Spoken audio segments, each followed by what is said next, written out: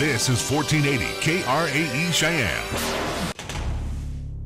What you are about to hear is a sports talk radio show unlike any other that has ever before been broadcast in the capital city of Cheyenne, Wyoming, USA. This is Cheyenne, Wyoming's Sports Talk Authority. The Wyoming Cowboys, the Denver Broncos, the Colorado Rockies, and the Denver Nuggets. The show is local, it's regional, and yes, the show is national as well. Wyoming Sports Talk Today is on the air.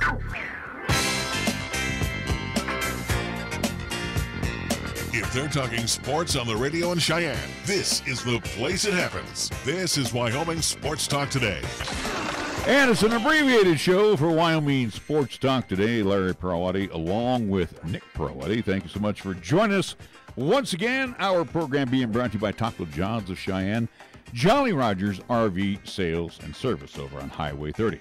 Chick-fil-A at the corner of Windmill and Delrange, directly across from Menards with 2 convenient drive-thrus. Kia of Cheyenne over on Nation Way. Check out the 19 assortment of Kias on the lot for a test drive. Take one for a test drive, then take one home today.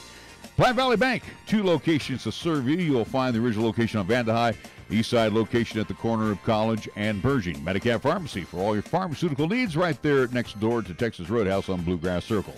Lennox Auto Body, the auto and truck repair center over on Dunn Avenue. The Auto Glass and Detail Center can be found on Pershing Boulevard. Family-owned, family-operated Lennox Auto Body. First Tier Bank at 1508 Stillwater Avenue, doing banking the old-fashioned way. You, customer service in mind all the time.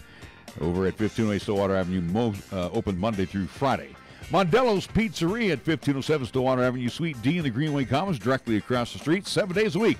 Delicious Paisan cuisine, cooked up fresh and delicious by Joe and the crew over at Mondello's. Mars Plumbing Heating at 1515 Logan Avenue, and we get our program underway with our scoreboard. It is being brought to you by Pepsi of Cheyenne. Here's Nick. NHL action for tonight. Panthers of Florida, they'll play host to the Arizona Coyotes. You'll also see Boston Bruins. They'll travel to New Jersey to see the Devils. Carolina Hurricanes at home. They will take on the Tampa Bay Lightning. The New York Islanders traveling across the border. They will go see the Montreal Canadiens. St. Louis Blues at home. They will take on the Detroit Red Wings. Pittsburgh Penguins travel out to Nashville to see the Predators at least Bridgestone Arena. Chicago Blackhawks at United Center will take on the Philadelphia Flyers. Colorado Avalanche are going down to Dallas to see the Stars. Calgary Flames at home will take on the Ottawa Senators. Columbus Blue Jackets travel to Edmonton to see the Oilers.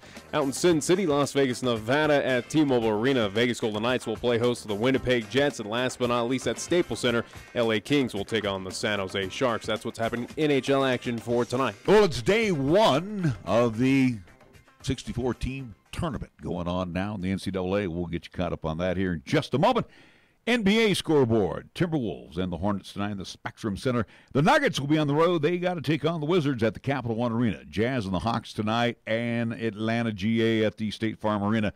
Pistons and the Suns at the Talking Stick Resort Arena in Phoenix. Mavericks and the Sacramento Tomato Kings in the Golden One Center in Sacramento. Warriors tonight will play host to the Indiana Pacers at the Oracle Arena. Scoreboard brought to you by Pepsi of Cheyenne. Hi, I'm Alex White, tea master at Pure Leaf. When I make tea, everything I know goes into it. You can't be impatient. When I craft Pure Leaf iced tea, I don't take shortcuts, because I want you to have the same amazing taste of iced tea that I do. So I start with fresh picked tea leaves.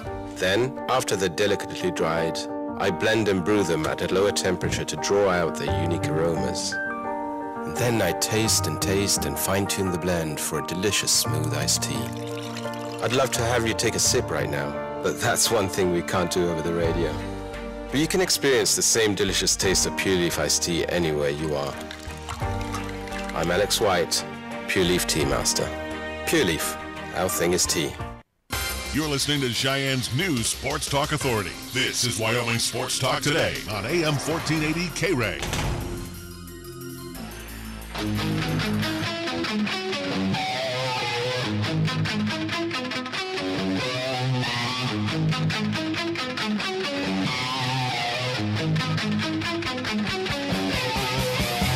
We're with you for a short period of time. We are off to Laramie in a little bit, as we'll be catching women's first-round action in the NIT between the Cowgirls as they play host to the Northern Colorado Women Bears, I guess, right? UNC Bears women's basketball. Again, not Lady Bears, as we at least learned, but again, UNC Bears. But either way, Northern Colorado taking on Wyoming. At least women's basketball coming up 6:30 there at the AA. Again, encourage all of you to head on over across the hill. Again, roads will be clear. Weather's nice. There's no reason why you can't go see and cheer on the Wyoming Cowgirls in their first-round contest of the WNIT coming up, again, at 6:30 tonight. All right. First-round action going on in the NCAA. I'm already out of it. Why? I think I took Louisville. I haven't even looked at it of any scores or anything. I've got them right here. I've been preparing at least for the Cowgirls game coming up, but other than that, though, I have not. All right, finals that are in. All right. Number 3 seed LSU has defeated number 14 seed Yale. I had LSU. You did as well. 79-74. All right. Number 5 seed Auburn has defeated New Mexico State in a nail-biter. I had the Aggies. You got Auburn. 78-77. I could never trust New Mexico State. They always seem like they're a good outfit and then just drop an egg in the tournament. So, oh well. Minnesota, number 10 seed, shocks number 7 Louisville, 86-76. Let's see. Minnesota, I had them. You had Louisville. Okay, so we're both, 2-1 to this one. Yeah.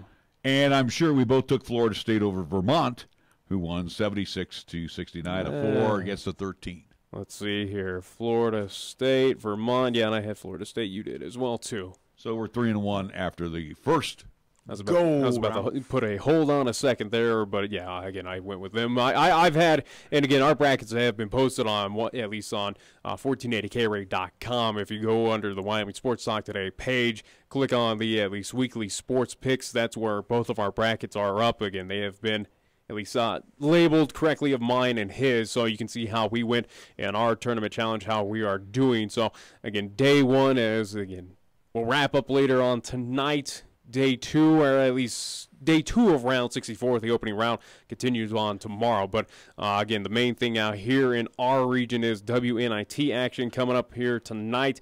First round for the Wyoming Cowgirls. Again, a big game coming up. Team that has been in consecutive WNIT. I've had trouble getting out of that first round, or at least advancing on, so looking to do that again. A familiar foe that they faced back in 2013, a loss that Joe Legursky probably does remember a bit and does want to at least up in against the Northern Colorado Bears. I say I disagree. That's 6 years ago. Again, either way, though, you still want to win. If he's going to reflect back on anything, it's going to be last year, hey, we got to the second round and we lost. Year before, we got to the second round and lost. It's one of those deals where I'm just joking about the Legursky thing of Northern Colorado. It's just kind of a little fun thing to say, hey, they beat us at least in the same situation. Let's take care of business this time around. That's not Alan Edwards, though, losing to them 2 years straight. So again, I think the Cowgirls, in my opinion, should take care of business at home tonight. We'll see. Again, Northern Colorado, they've been hot of recent. Cowgirls absolutely too. Again, if you look at head-to-head between these two, they both had familiar opponents, did well against those familiar opponents. So I would assume advantage with the Wyoming Cowgirls, especially at home. But again, it is postseason. Everything and anything can happen in these tournaments. So, again, Northern Colorado, or at least not this team per se, but it's a team that has done it before on the enemy territory and has advanced on in the WNIT. So, right. At least in program history, they know how to get it done. So, we'll see if this team, again, under first-year head coach, at least Karen Rath, or at least Huth, if they can get it done down there for Northern Colorado. All right, updating some more scores here. Here's where I look like I'm going to be in deep trouble. This first round's just going to kill me. About $1:11 to go in the second half. Michigan State, number 2 seed, is leading the Bradley Braves 67-60. I know I took. You took Bradley. I did. I took them in the upset. I thought there would be an upset in this first round. There will be. Well, you've already got one with Minnesota. Belmont right now continues to lead Maryland. Still a lot of time left in that one. 7:31. Belmont leads 63-58 over the Terrapins. At halftime, number 4 Kansas leads Northeastern 37-25, and Murray State, the Racers, racing out to a first half lead 20-10 over Marquette. Marquette. They're about 12:52 to go in the first half. Talk to me on the 23rd when all said is done and when we know the round of 32 who will be moving on to the Sweet 16. Again, it's hard to keep up with everything at this point in time. A lot of basketball going underway. Again, more coming up tomorrow. Again, whether it is the NCAA tournament, NIT in action, WNIT, women's tournament will get underway as well, too, very soon. So, again, a lot of basketball still left to be played on the college side. Again, NBA, that will drag on into June. So, again, good time of year. Again, March Madness is finally upon us. It's, again, brace yourselves as who knows who will be that darling team coming up. And again, it'll be interesting to see if we do have a Loyola Chicago team of what we saw last year that made that fantastic run. If there is a darling team that could do that again this season. For me, I don't know who out of the ranks could be that team per se. At least looking at my possibilities, a team that has kind of flirted around and has that good possibility from what I've been hearing is the number 13 seed out of the South, especially of a favorable kind of matchup in the South regional bracket. UC Irvine has been that team of potentially has favorable matchups going through. They do see Kansas State in their first round. Then they'll see the winner of Oregon versus Wisconsin. Again, Wisconsin had a good outfit out of the Big Ten, but people are saying the Big Ten was just not tested at all. So we'll see what happens there. If Oregon as well too out of the Pac-12, we'll see. See a few other teams potentially for UC Irvine, Oklahoma, and Ole Miss, Gardner-Webb, or Virginia. So that's, at least in my bracket, I have UC Irvine making it to the Elite Eight and at least upending Virginia in the Sweet 16, which is, I think, a legitimate possibility. Again, I have no faith in Virginia to even move on. I'm surprised I even had them in the Sweet 16. But see, I got Oregon as you have UC Irvine. I figured I have Oregon versus UC Irvine, but I went with Irvine just to be that darling team. So, now that the brackets all have to be issued and posted, let's look at our Final Fours here real quick. And you and me pretty much are almost in sync except for one. We both have Duke out of the East. Duke, the clear-on odds-on favorite going into this tournament, still are the odds-on favorite to win the tournament. I think out of that one. And I think they've got the easiest bracket, to be real honest. Yeah, looking out of the East, no one is a real threat out there, including Michigan State. I think Duke can easily handle the Spartans. Looking at some of the higher seeds of Virginia Tech, LSU. I have LSU losing to Belmont coming up, at least if they are both, at least LSU has moved on, and if Belmont, or at least Belmont took care of business, correct? No, they're still playing. They're still playing, but I think Belmont will take care of business in Maryland. We'll it's 67-66 now with about 5:36 to go. Yeah, so still plenty of time out there. But either way, though, I don't think there's really a formal outfit there to upend Duke for preventing them to make it to the Final Four. Looking at the West, that's the only difference that we have. You with the Bulldogs out of Spokane with Gonzaga. I had the Zags moving to the Elite Eight, but they'll face a Texas Tech Red Raiders team, which I've kind of been all in on this team, or at least kind of seen what they've been doing in the Big 12. It's a team that has climbed up the ranks and had some good quality wins throughout the season. They're the 3 seed in the West bracket right now. I have the Red Raiders facing off against Duke in the Final Four. I don't. I have Gonzaga. I think Gonzaga, again, I look at their side of the bracket, they're not really going to get tested. I think for the Zags, you'll get tested if either Syracuse or Baylor moves on, potentially taking a look at maybe. And if they have to get Murray State, because Murray State again, I think for the Zags, your real test is going to be either that 3-2 matchup, Texas Tech or Michigan. I think Texas Tech will take care of business, move on to the Elite Eight to see the Bulldogs. But again, obviously, we'll see what happens. I think that's going to be a formal outfit. Now, if you put those two together head-to-head, I would give the bonus I give, and I go off of past history as well, too, with Gonzaga, is I think Texas Tech is too much to handle for the Bulldogs at that point in time. Hey, it's history making that this team finally gets to the Elite Eight, does something with that number 1 seed, but I still think they ended up tripping up. But we'll see what happens. Yeah, you never know what you never know what to expect. Yeah, you and me disagree, because there's always one of those seeds, those lower seeds, that sneaks in to the Elite Eight. Again, well, we had one of the lower seeds sneak into the Final Four, so again, it could be a possibility, but I just don't see it. I think Florida as that lower seed sneaking into the Elite Eight. I think they beat Texas Tech. UC Irvine's my low seed. Yeah, makes it the and Elite again, Eight, but either way. Yeah, but we're going by history, and usually one of those lower seeds always sneaks in either a Sweet 16 or an Elite Eight. So you have UC Irvine, I have Florida, and Florida's the number 10 seed. Would have UC Irvine at number 12. Number 13. Excuse me, 13. I can't even read my own writing. But looking at the South as well, I have Tennessee moving on. You as well. Yeah. Tennessee was, at the beginning of the year, at least anticipated to be the national champion or at least compete for it. They still have a shot of even being in the 2 seed. I think they'll take care of business their side of the bracket. And I also South, have not Oregon, again, another one of those lower seeds moving through. The only reason I took Oregon because of the Pac-12. Now, the Pac-12, everybody said... The Pac-12 is big pathetic. But they said it's really down this year. Yeah. But a team like Oregon seems to get hot. One of these Pac-12 teams always seems to get hot during the tournament, and I think it's going to be the Ducks this year is going to be the team that carries the flag for the Pac-12. I don't know. It was one of those crazy things when I was filling it out the other day. All right, so in the Midwest. Yeah, in the Midwest, I think this one, it should go how it according is. to Hoyle, yeah. Yeah, with North Carolina and Kentucky. Kansas might give a fit for the Tar Heels coming up, or at least when they'll see potentially in the Sweet 16. But North Carolina, especially with the quality wins against Duke and just what they do through the ACC, they know how to get to this point in time. They've been to the tournament however many times in the program's history, so they know what they're doing down there. So, it's funny. You have Kansas, I've got Auburn. I think Kansas. Well, also, too, I went with New Mexico State over Auburn. I figured that the Aggies would give one to me on at least the early exit. So we'll see what happens. But Kansas and North Carolina, that might be your one trip up there where the Tar Heels could potentially lose.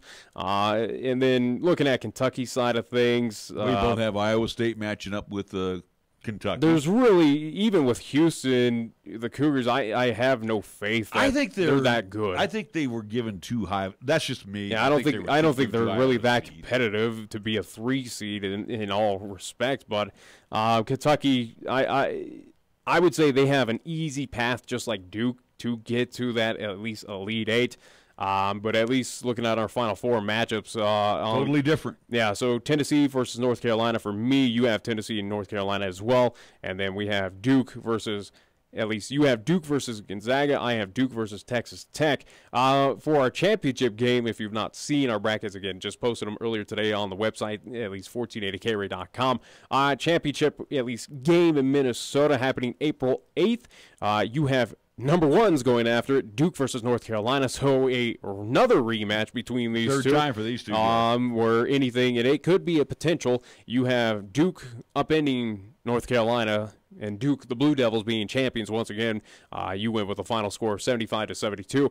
I, however, went different. I think the team that has kind of proven themselves, or at least gotten high, and a team that is certainly a threat, I go with the Tar Heels upending the Texas Tech Red Raiders. I think Texas Tech could be that darling team to at least upset Duke to end their tournament run to prevent them from making that championship game.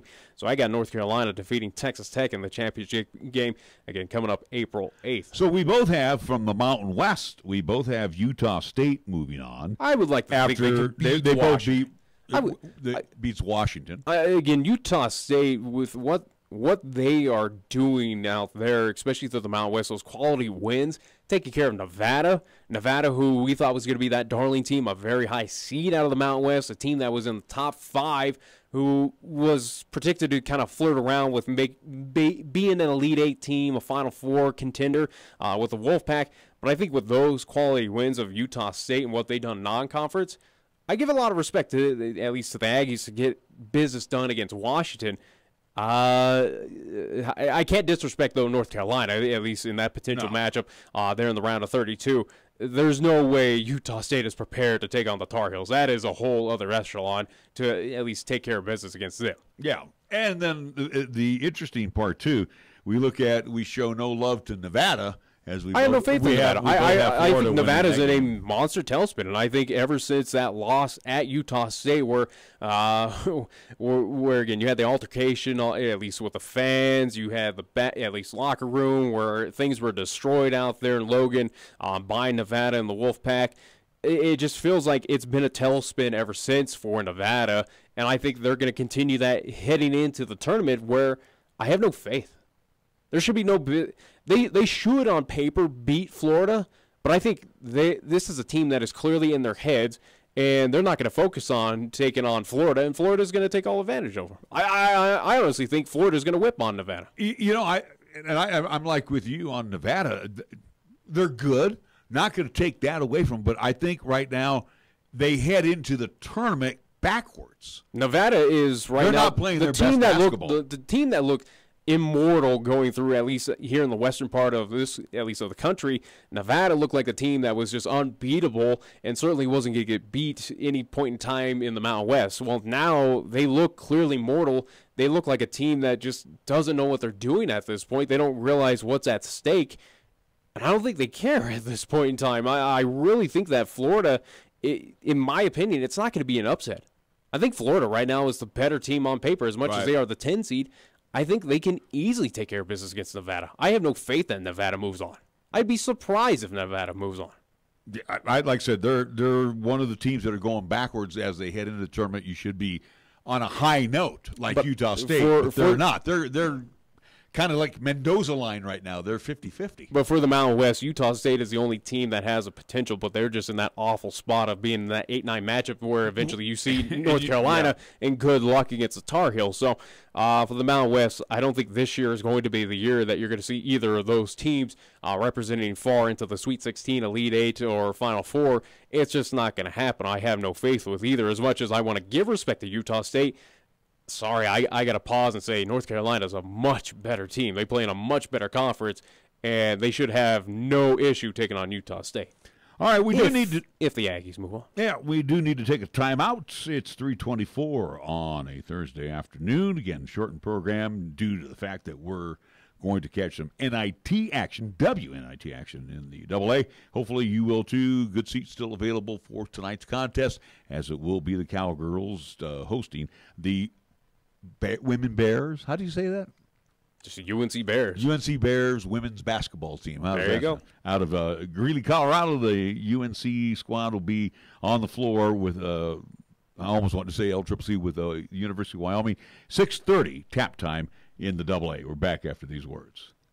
If it happens on the diamond, the hardwood, the field, or even the ice, we'll talk about it on Wyoming Sports Talk today. Hi, this is Nick Peretti inviting you to join Larry Peretti and myself each weekday from 3 to 5 p.m. as we, along with our special guests, talk sports locally, regionally, and nationally. And you can chat with us too at 307-514-1071. It's Wyoming Sports Talk today only on 1480 KRAE, and you can stream live with us at 1480krae.com.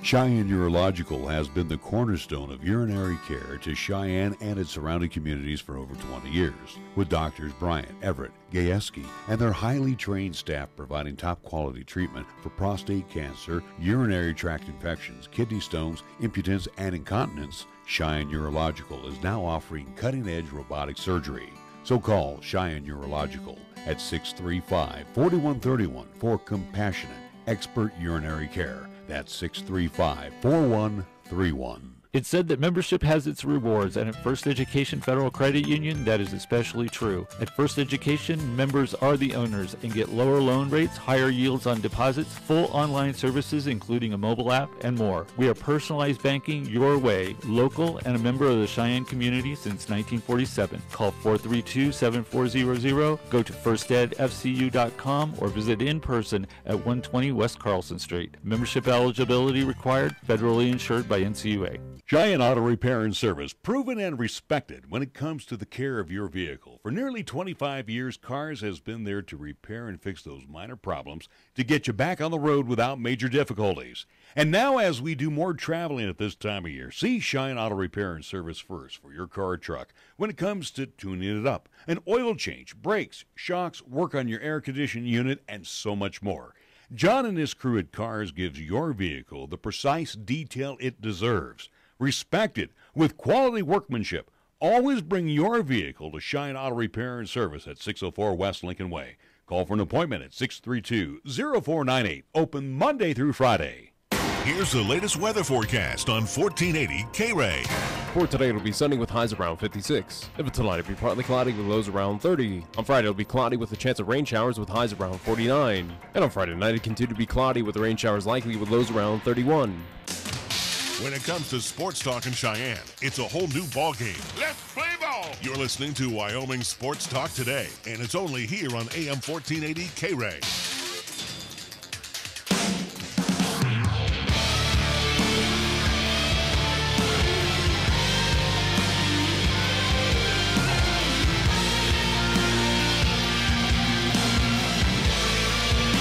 We're back on Wyoming Sports Talk today, updating scores. We have another final in. Michigan State advances as they have defeated number 15 Bradley. So there goes my one bracket buster right there. Michigan State wins 76-65. 132 left, buck 32 left in the second half. Maryland Belmont, they got a wild one going on. Terrapins leading 77-73.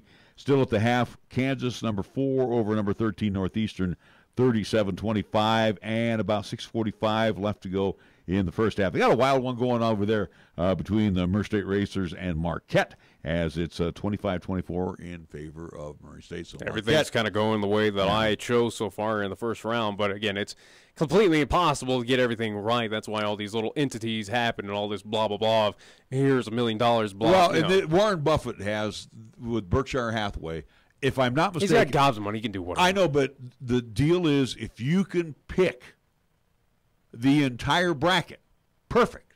Which you understand that the odds are it's not you impossible. You can win the Powerball. You can win the Powerball easier than you can do this. Yeah. But if you pick every team right in the bracket from Warren Buffett, you will get $1 million for life for the rest of your life. Not going to happen. $1 million a year for the rest of your life. It's more improbable to at least pick the entire bracket correctly than hitting on the Powerball, so good luck with all that. Either way, though, again, all those scores you can find online. I don't know why we're even going through the scores. Because we want to keep people updated. They're listening to us. You know, they're not watching. Not everybody can watch the game. That's true, too. Jeez, what is wrong with you?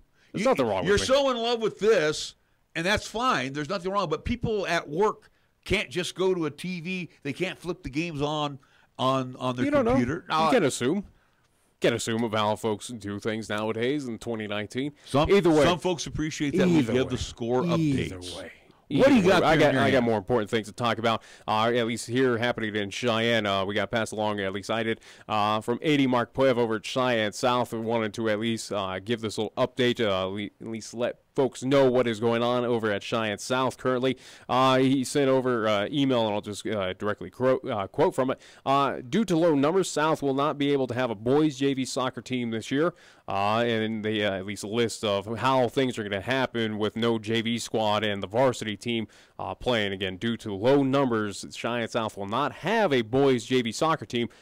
Girls, though, however, they don't have an issue with that. Again, this is just for the boys. Weekday contests that originally had a 4 p.m. JV contest and a 6 p.m. varsity start times will now have a 5 p.m. varsity start time. Again, no JV. Saturday contests that originally had a 10 a.m. JV and noon varsity start times will now have a 10 a.m. varsity start time. And again, the change is only for the boys, not for the girls over at Cheyenne South. So again, lack of numbers. Sorry, that bums me out again. You have all three schools, East, Central, South, with about the same enrollment. Yeah, and this is something that has happened in football. At least we talked with Mark Puev. It happened during football where they had to alter. At least I do believe they had to get rid of freshman and sophomore games all completely, if I remember correctly. But they did how to alter football because of low numbers. Again, we saw what happened with the varsity squad where they had low numbers also due to sickness. So, again, a lot of contests were very tough of the fighting bison on the football side. But now it's affecting boys soccer over at Cheyenne South. So, again, kind of a sad sight to see that right now Cheyenne South just having trouble getting numbers out for their sports. Yeah, again, the student athletes not wanting to participate at the younger levels, and that bothers me. It really does bother me simply for the fact, again, you look at all the feeder schools that go into South. Yeah, Johnson. Johnson's the only one. No, that's Well, I mean, from that's your at feeder least- school. But you look at the elementaries. Bain is one. Correct me if I'm wrong. And then you have the Goins. And I'm just I don't know the maps. Arp Elementary. I think Davis is out there. My point is, maybe I'm getting that one wrong. I don't know. I'm trying to remember Either way. how South. But the point is, you got these young people that are going to South High. There was a reason why we put 3 high schools into play. I don't even know why we needed 3 high schools back in my day, because it didn't seem like classes were that. Well, at least you that know, full. again, the way the My graduating class from Cheyenne East was not that large. well, the school district felt it was needed to bring a 3rd high school into play, especially on the south side. And again, if you and your sister you guys were Bain grads and you went to Johnson, you would have been part of South High. But And again, a lot of folks that I know that we had that successful program at Cheyenne East, especially on the football side or basketball. Yeah, it would all have been Cheyenne South Fighting Bison. And you just wonder how that would affect, or how things would have been different. Obviously, it's fun to at least reminisce and try to figure that thing out. But here and now with Cheyenne South, where this is now another sport that has been affected by low numbers, where, again, at least those student athletes are not coming out, especially on the boys' side of things, where, again, it seems like more the male athletes there at Cheyenne South are just not participating for whatever reason. It's just... And we don't know, Is it sickness? Is it illness? Is it injuries? Again, there could be a multitude of factors, but right now... It could be the family dynamic.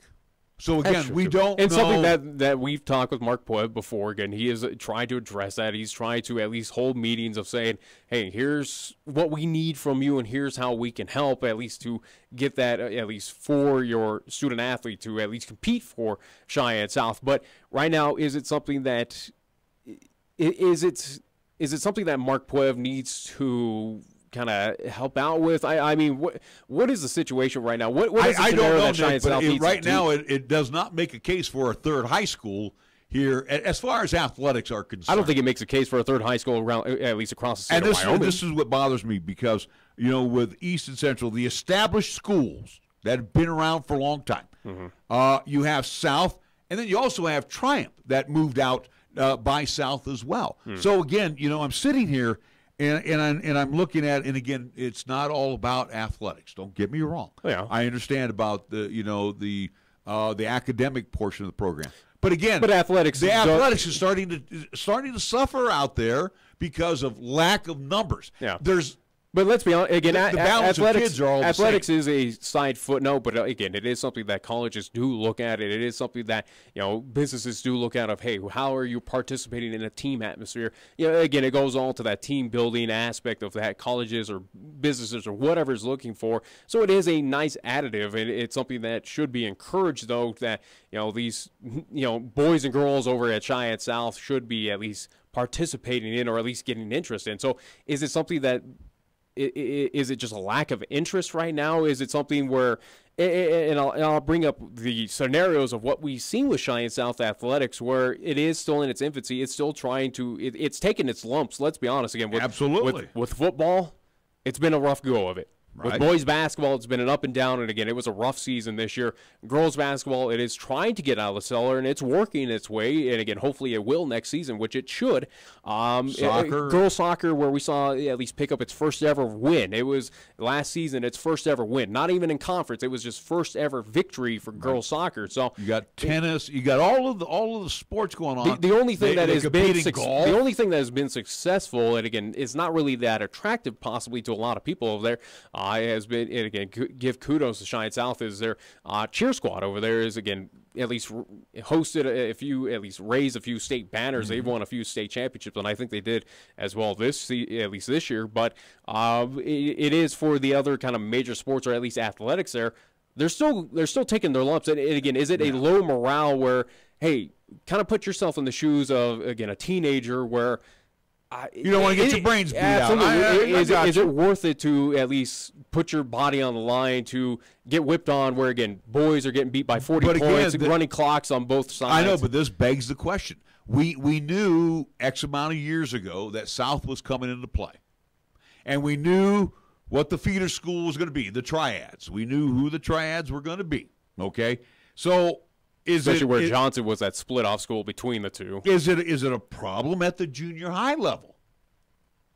Again, these are the preparatory schools for student athletes. Possibly. To go into the high school ranks. Again. Is that something where, again, that is across the street from you, just kind of like McCormick with Central, and as KRAE is kind of working that. KRAE will eventually be next across, from Cheyenne East. But is it something that Mark Poev needs to go over there and just say, hey, this is unacceptable. You guys need to step this up and help us out right now, because this is not where Cheyenne South wants to be. This is not good for our athletes. It's not making a case for athletics at Cheyenne South right now. No. Again, if you're looking at low numbers in junior varsity or frosh soft, whatever you want to call it, if you're looking at low numbers, football, and now you're looking at soccer, well, what's the future going to be like?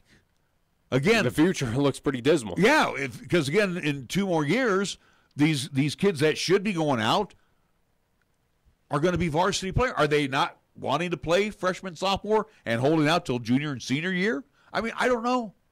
But it's very disappointing. And again, this is why we had the 3 schools in play, because of the big numbers of students at the other 2 It high honestly schools. did not feel, again, back in 2008, it did not feel like we had overcrowded classrooms or a big, at least in my graduating class, I never had that issue. I never had a problem enrolling in a class at Cheyenne East. So that's why it came to news for me when, again, I was away from Cheyenne, where we apparently got a 3rd high school for what reason here in town, where it never made sense. And technically, we got 3.5 high schools. Well, yeah, with Triumph. Because, again, with Triumph, they built a really nice facility as well, and deservedly so, where they were at before over on Moore Avenue. It was, it was an older facility, built a real nice facility. So, technically, we got 3.5 high schools in this town.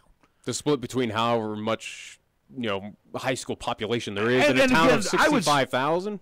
Well, 60,000, then you got the county and whoever, bleeds in from Warren Air Force Base. My point being, though, I would say the average number of students, and again, I don't have the direct numbers in front of me. We could get that from Laramie County School District number 1.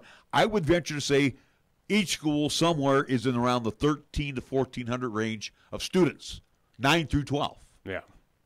So, there should be ample student athletes at all 3 facilities right now. I think if really anything, concerning me at South all of a sudden. For Cheyenne South is certainly, not to say an experiment, but it is something to showcase across the state of Wyoming, where it's almost a case against of, is high school expansion worth it to 3 schools in some of these smaller communities? Again, Gillette, where it was interesting that they moved to 2. Granted, it seems like they've done okay splitting off into 2. Again, that was all politics, Nick. Yeah, you've heard defections move over to Thunder Basin because, again, it has a brand new facility and all that from up there in Campbell County. But, again, they were winning everything. Everybody was all bummed out. That was all about. And the interesting thing is, in Casper kind of boasts of trying to be just as big as Cheyenne, if not a larger city.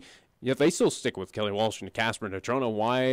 Why haven't we pushed them to get into another high school? There is a push for that 3rd high school, but they're really balking at it. They really don't. I think rightfully so. You think Sheridan has a? I don't think Sheridan, for them, they would want to split up the 2 schools because, again, of what Sheridan Bronc, at least athletics, has been known as, again, a powerhouse of winning programs. And what about Laramie? Laramie's a population of over 30,000. Is it? Yeah. Yeah. And again, they're only one high school. Yeah. Gillette is not 30,000 population. Gillette maybe is 25, if I'm not mistaken. So they split off the 2. Then again, where's the case for Laramie needs it?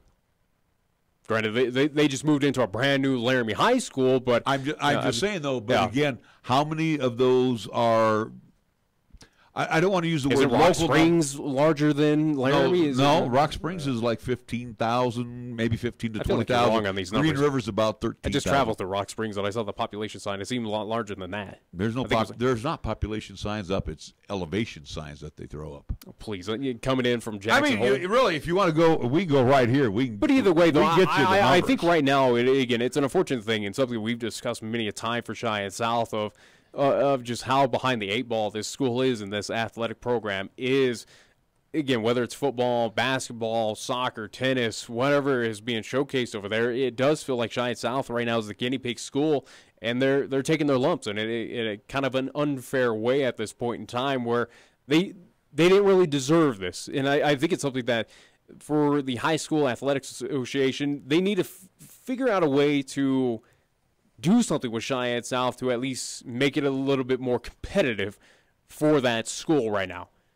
And try to essentially boost morale, where we have commissioner coming out of talking about, hey, parents, you need to calm down and all this stuff, and we're trying to make it a friendly, atmosphere for athletics.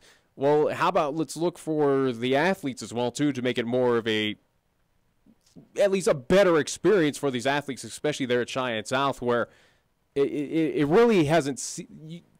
It seems like for most of those athletes, you're wanting to drop them down in class, don't you? I think absolutely. I think that would be the smartest thing to do. But I think for those athletes right now at Cheyenne South, you can't even see the light at the end of the tunnel. It just seems like a completely dark, at least abyss for right now, that there's no shot for them, or at least no hope for them to at least climb out of that, at least just hole that this school is in, especially on the athletic side.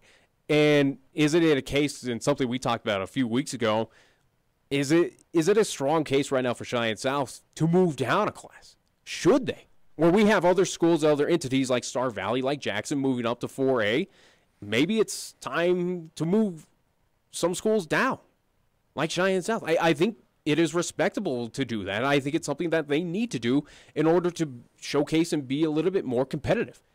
It's not fun, and again, not to be selfish on a broadcast side, but when we're covering Cheyenne South and they're getting whipped on, and there's running clocks for boys basketball and boys football, that's not fun. That's not fun for anyone. It's not good for the parents. It's not fun for the athletes. It's not fun for the coaches. It's not fun for the media covering it. It's not a good thing. Where again, the end goal for these athletes, it doesn't matter. It's here in the city of Cheyenne, Pine Bluffs, Burns, Wyoming, Carpenter, wherever across the state. The end goal for these student athletes who are competing in these programs is to try and get them to move on to the next level. Whether it is D1, D2, D3, JUCO products, again, you're trying to move on to bigger and better things.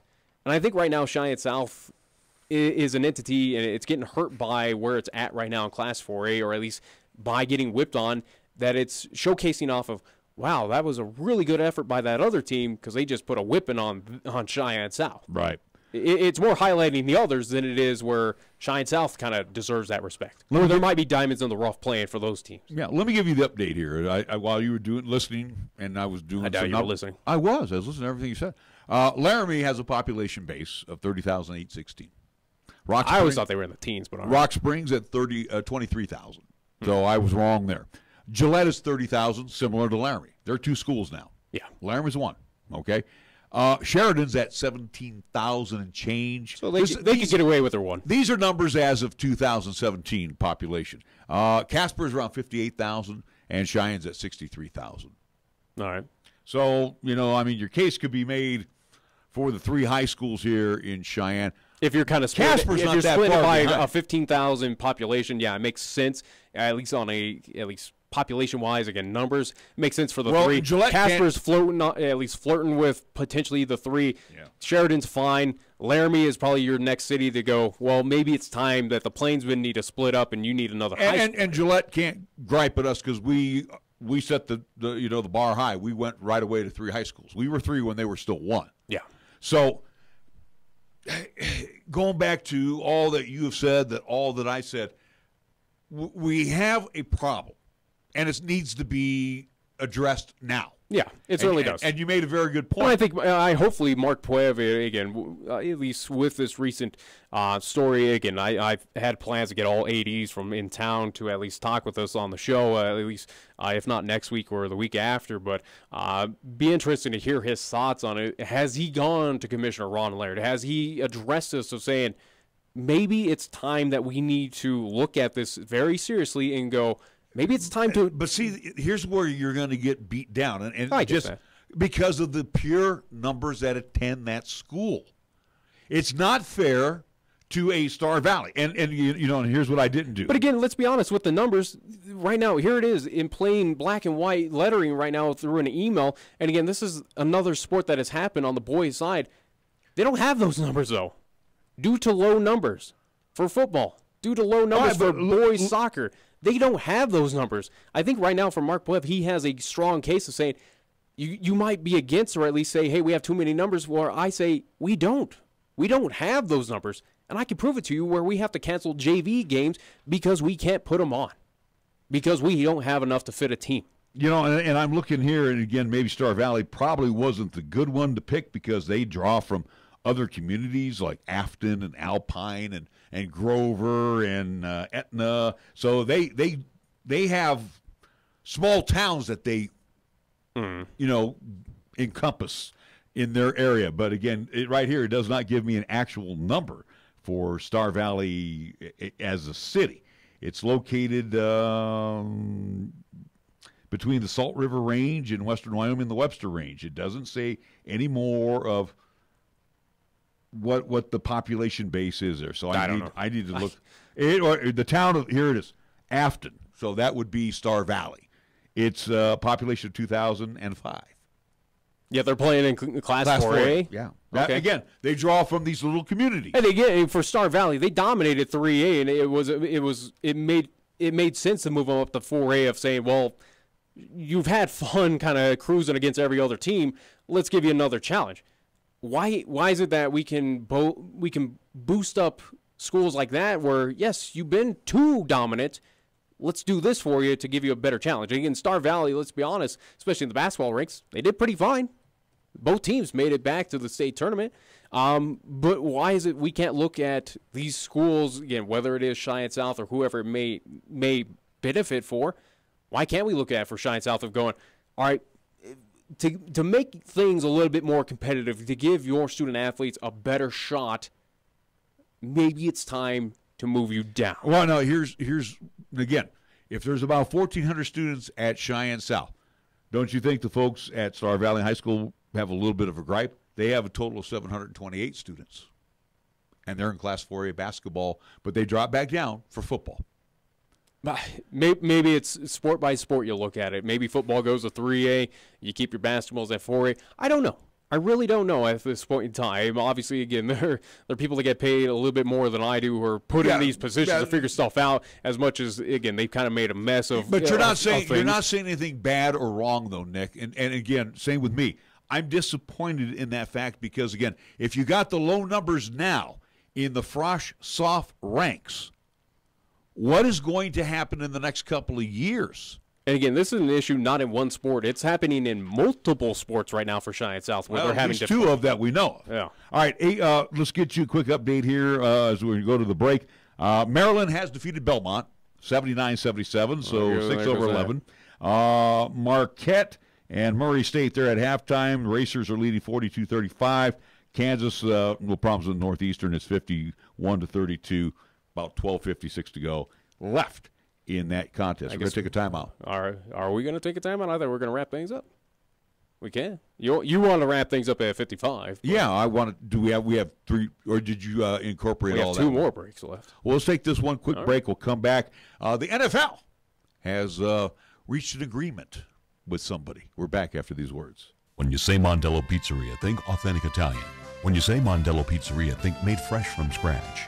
When you say Mondello Pizzeria, think great pizza, delicious Philly cheesesteak, superb hot and cold Italian sandwiches, meatballs, sausage, and special subs, calzones, crisp salads, and great service. When you say Mondello's Pizzeria, think unmatched Italian taste. Mondello's Pizzeria, 1507 Stillwater Avenue, your only true Italian stop for lunch or dinner. MHP is a certified public accounting and consulting firm located in both Cheyenne and Fort Collins, offering accounting, tax, and consulting services to businesses, not-for-profit, government, and individual clients. MHP takes pride in their commitment to providing close, personal attention to their clients. They also continue to invest time and resources in continuing education, state-of-the-art computer technology, and valuing their relationships with you. MHP is a proud supporter of local and UW athletics. MHP, 314 West 18th Street, or call 634-2151. Your locally owned and operated radio stations, KYOI-FM and 1480 KRAE AM, are just that, local. Serving Cheyenne and Laramie County, where your advertising dollar stays local too. It doesn't end up in Colorado, Oklahoma, New Hampshire, or even New York. We conduct business here, we shop here, and we live here. And we support our entire community 24/7, 365.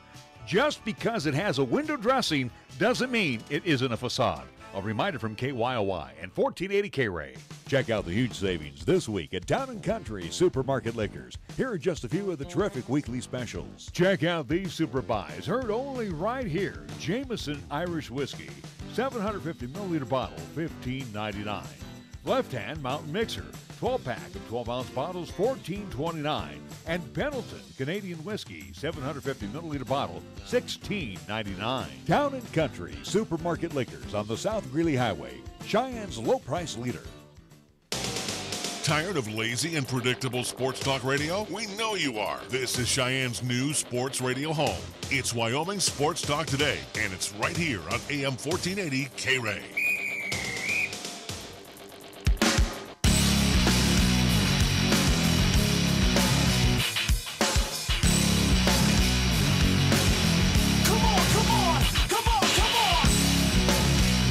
Closing segment of our program. I want to remind you, coming up, we will have the Golden Age of Radio Theater. It will be from 8 until 10. A couple of Sherlock Holmes from 8 until 9. Suspense Theater from 9 until 10. The best of the 50s and 60s. Here in just a few tick-tocks of the clock. Final thought for me as we wrap it up here. Former 49ers quarterback Colin Kaepernick and current Carolina Panthers safety Eric Reid settled their collusion grievances against the NFL. But according to a Wall Street Journal report, they will receive less than $10 million total. Wow. Whatever. It's going to be less than $10 million. You and me are going, this is like, they got a booty out of this from the NFL. Now, to put Kaepernick's split of the $10 million in perspective, his base salary in 2016 was nearly $12 million. So, I mean, he's taking a pay cut here in this collusion. He hasn't gotten paid since, so, again, what does he have to complain? Why we're bringing this up, I don't care. Again, we know we settled. But why did the NFL settle with him? I mean, why? That means to a certain degree then that the NFL did collude against him, right? Not necessarily. What are they going nolo contendere, no contest? That without reading it and not even, I have no interest anymore of just what is going on with the NFL and Colin Kaepernick. It's who knows why they settled, why they did it. Maybe it was just to eliminate kind of like a bad persona. I don't know. I don't really care at this point. Hey, kudos. You both got it settled. Move on. Great. Again, the NFL is so far down on my list right now of where it's a league that it is a joke. I shouldn't even say it's slowly becoming a joke. It is a joke at this point in time, and it's losing my respect. But here's what gets me, though, the final thought on this. Kaepernick and Reid faced a difficult challenge to meet the burden of proof for collusion as defined in the league's collective bargaining agreement. The statute makes clear that unemployment alone does not mean collusion occurred. But the NFL turned around and gave them less than $10 million. I mean, it's chump change to them. Do they care? Do they care? Do I? Not really. Well, to me, that means that they admit some type of guilt that they did collude against them. Again, did they just go, hey, here's some money, have fun? Yeah, here's some money, go bye-bye. Yeah, basically, and I think that's probably what it was. The NFL just went, let's just get over with this. Tired of dealing with this. Here's your money. Well, again, it also shows the NFL is just as crooked as anything else in this. Does that surprise you? No, not at all. All right, one last check here before we get going. Let's see. Kansas still clobbering Northeastern, and Murray State and Marquette at the half, and Murray State leads 42-35. What do you got? Great, blah, blah, blah. Anyways, no, we're not getting to that right now because also, too, we got to at least let folks know. Again, tomorrow we will pick two winners of our ticket giveaway for, again, the April 5th pay-per-view bare-knuckle boxing event happening at the Shine Ice at Event Center. Again, two winners will be chosen sometime during Wyoming Sports Talk today, 3 to 5 p.m.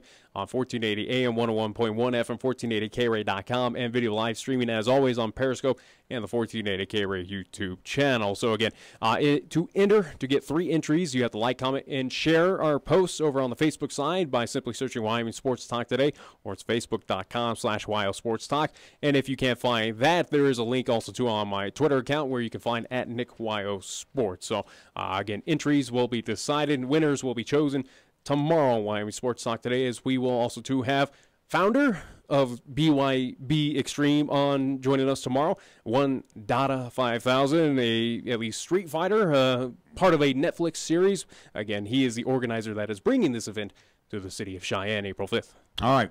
with that being said, now we wrap up the program because we will be headed over to Laramie, going to catch some hoops, WNIT, Cowgirls, and the UNC Bears women's basketball team. First round NIT, 6:30 tap time. Hopefully you will be in attendance as well. On the state history, what's going down? March 21st, 1978. This happened for the second time ever in MLB history.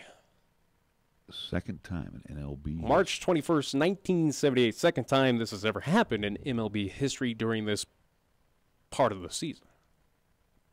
They went on strike.